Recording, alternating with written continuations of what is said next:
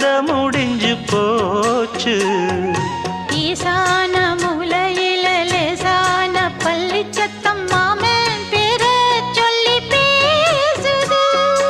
ஆறாத சோகந்தன்ன தீராம சேர்த்து வச்சு ஊரும் சேர்ந்து என்ன ஏசுது. மாமா மாமா உன்னத்தானே எண்ணி நானும் நாளும் தவித்தேனே. கூண்டுக்குள்ள என்ன வச்சு கூடி நின்ன ஊரை விட்டு கூண்டுக்குள்ள போனதென்ன கோலக்கிளியே.